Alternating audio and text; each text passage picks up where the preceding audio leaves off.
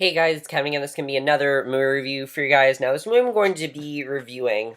Originally I thought this was a 2014 movie, but apparently it was not released in the US till today, which I did not know about. And I'm like, okay, that's great, because I thought I forgot to see this movie in 2014. I'm like, no, I didn't, so I got to see it in 2015.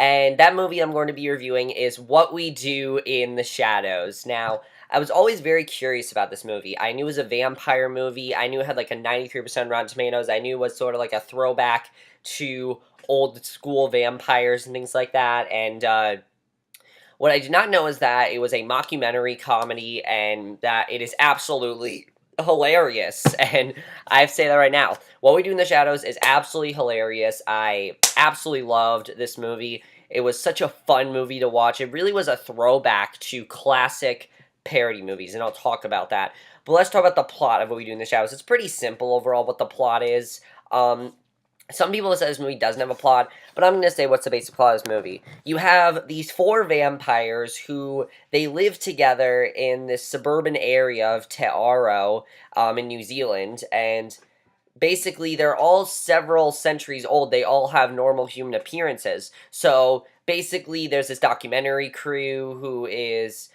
just, shooting their lives and everything, and also to basically see them adapt to the 21st century life. But you also have this story of one of the vampires, Deacon, has this servant girl working for him, Jackie, who he has promised her that he would turn her into a vampire, and he still hasn't.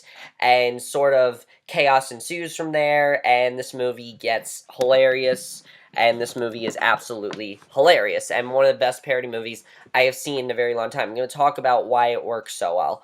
First of all, the acting in this movie is just perfect. A lot of people said the acting feels like acting and not like a actual documentary, which is fine because that was the whole problem with like a haunted house and things like that. This is no haunted house. I'm gonna say this right now. This is no haunted house. This is no Aaron Friedberg and Jason Seltzer. This is no Jason Friedberg and Aaron Seltzer. It's not that kind of movie.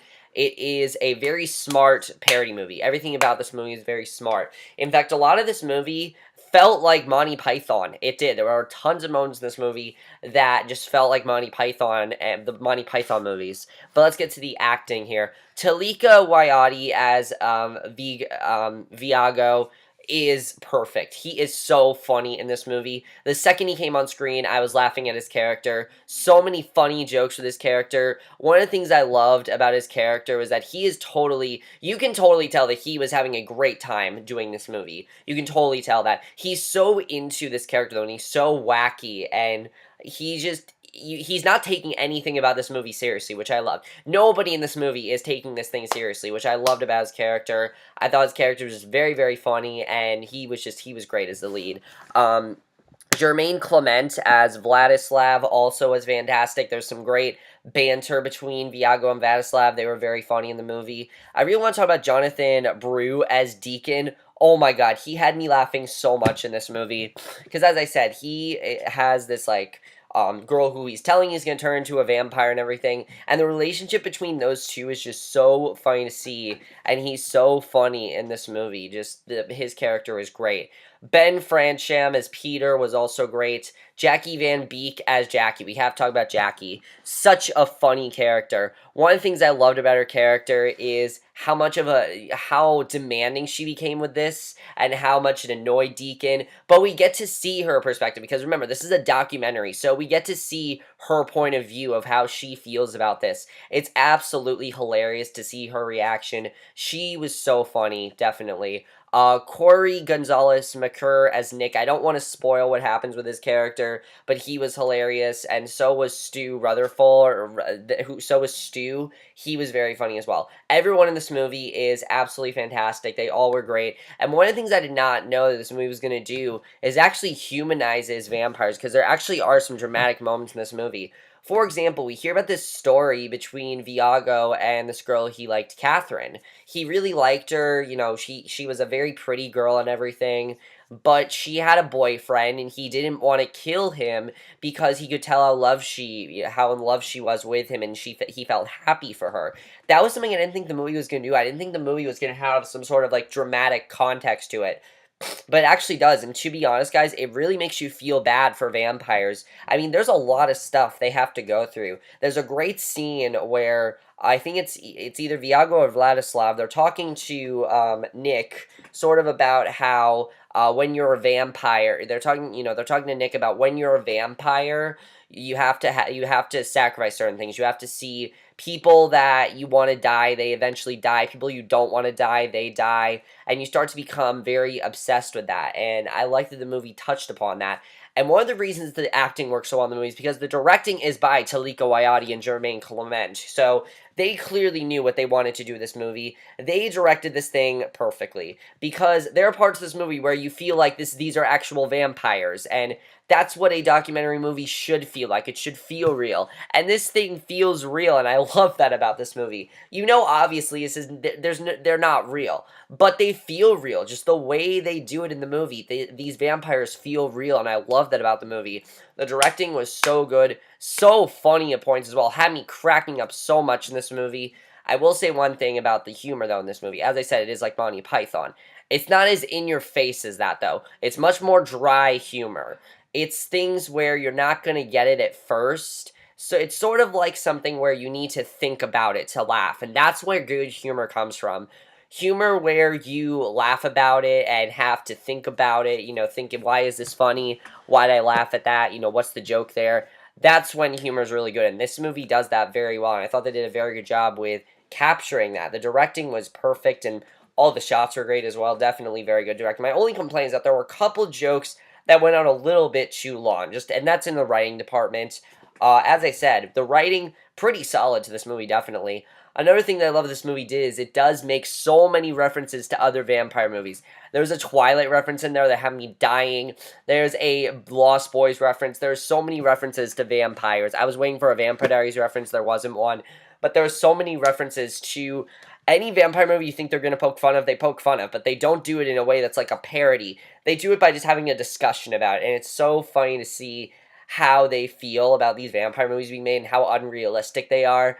Like, there's literally a scene where they're at the table and they're like, "The Lost Boy." I know we stole this from the Lost Boys, but we're more realistic. So I love that's a very funny scene, absolutely hilarious. The writing was just perfect in this movie.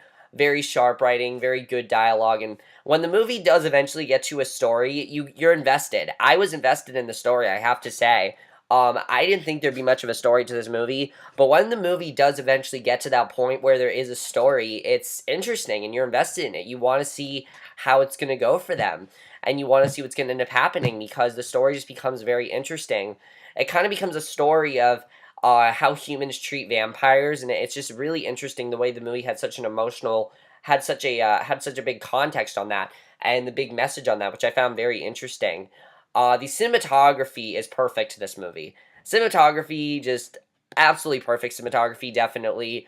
And you can't complain about the camera work or anything because it's supposed to be professional documentary, and it looks like that perfectly, and the cinematography was just great. The editing to this movie was perfect as well. The movie's 85 minutes long. As I said, some scenes dragged on a little bit too long, but that's it. There just were a few scenes that I thought dragged on a little bit too long, but that's really my only issue in terms of editing. I thought the editing was really good to this movie as well. Also, the score to this movie is so great.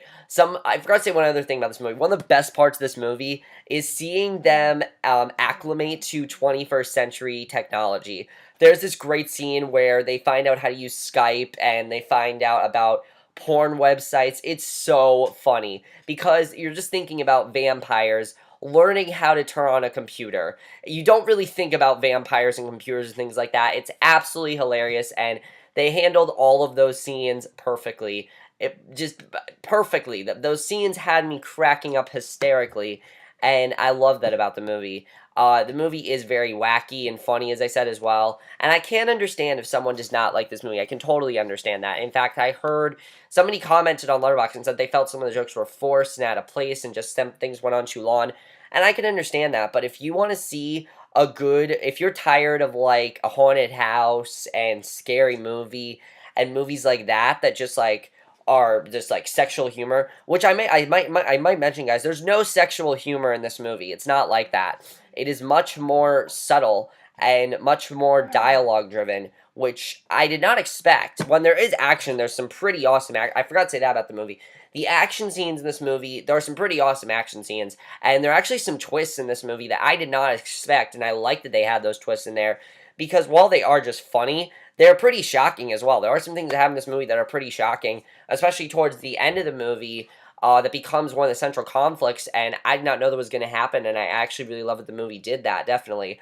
The movie also gives you a history lesson. You can also tell that the people that were making this movie know a lot about vampires. They know that they can't go out into sunlight, which a lot of these vampire movies have forgotten about, and I like that this movie covers that the movie has forgotten that, like, vampires can't go into sunlight and things like that, and this movie brings that back. You know, vampires can't go out into sunlight, they can't eat garlic and things like that, and all these vampire movies, like Twilight, all those, they have forgotten these things because they have vampire sparkle. There's no sparkly vampires in this movie.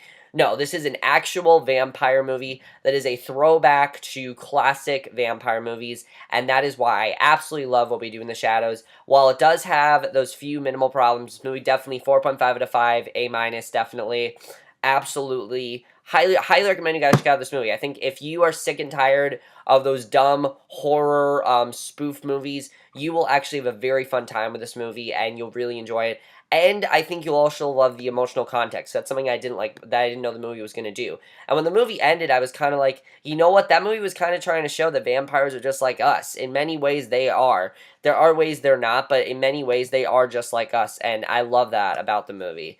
And that's one of the things that I think the movie portrayed very, very well, is that they're just like us, and I absolutely love that. But that's basically it for my review, What We Do in the Shadows. Please check out this movie if you guys have not already. This movie is a 93% on Rotten Tomatoes for a reason. When I saw them, like, there's no way this movie is that good. No, it totally deserves that 93%, totally. And I can totally see why they gave it 93%, because it's so much smarter than some of the other recent parody movies to come out in recent memory. But if you guys have not checked out this movie, please check it out. It is absolutely fantastic. It does have, even though it has a few jokes that go on a little bit too long, it is a very solid movie. Definitely a lot better than some of the parodies I've seen in recent memory. And that's basically for my review. Hope you guys enjoyed it, and I'll see you guys in my next video, which will be my review for tonight's episode of Glee. So I will see you guys for that. Okay, bye.